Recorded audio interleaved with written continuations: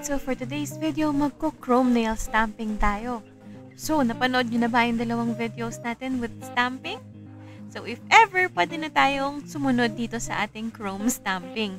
So if meron kayong mga chrome palettes, pwede nyo siyang gamitin for nail stamping. Bale, yung first na gagawin natin is kukunin natin yung nail stamper natin and then papahida natin siya ng chrome powder na napili natin. So, na-try ko na rin gumamit ng mga ibang powders. Pwede rin kahit yung mga loose powders. So, kakapalan ko lang siya at dadamihan ko para sure na lalabas yung color later pag nag-stamping tayo. So, don't worry. Iwanan nyo lang siya sa inyong nail stamper and then i-ready na natin ang ating stamping plate. So, for this design, gamitin na rin natin ulit yung head ni Lucifer, yung ginamit natin doon sa isang design natin bago ito.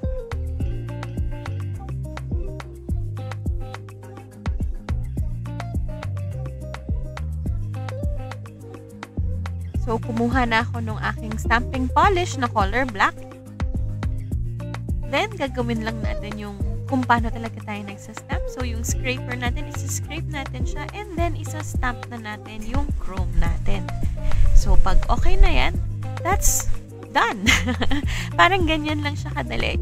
So, kahit may mga lagpas dyan na chrome, don't worry masyado. Ang tinanggal ko lang is yung aking stamping polish kasi baka dumikit siya or kumapit siya dun sa aking nail tip. So, if ever gusto nyong sure na walang kakapit na chrome powder, gumamit kayo ng Russian matte sa likod. Pero ako gumamit lang ako ng ordinary matte.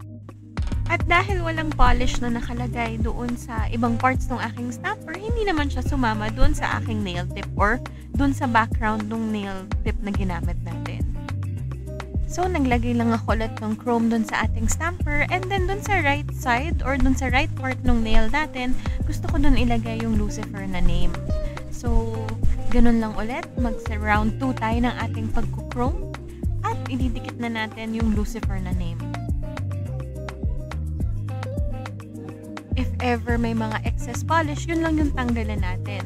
And then, pwede na natin siya gamitin. Again, hindi siya kakapit if ever nakamat yung background. So, ingat na lang if ever meron kayong mga glossy na background kasi baka may tacky layer pa ito at kakapit yung ating chrome doon sa glossy top coat na yon. Or, lalo na yung mga non-wipe top coat. So, iiwasan natin siya. So, na-stamp na natin yung Lucifer na name and done na yung design natin. So, ganyan lang kadaling gumamit ng chrome pag nagsa-stamping kayo. If you have questions, please let me know. So, nag-top coat na ako and done na yung design natin. Bye!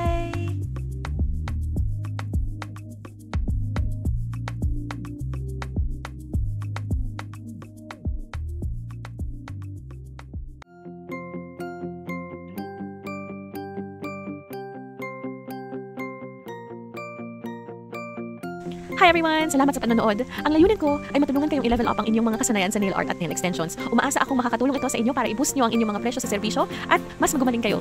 Talagang pinahalagahan ko ang lahat ng support na ninyo. Kung gusto nyo pang makakita ng mga video na katulad nito, huwag niyong kalimutan na pakipindot ang like button at mag-subscribe para naman malaman ko kung interesado kayo at makagawa pa ako ng maraming ganitong klaseng video. Again, salamat at excited akong makita kayo sa next video.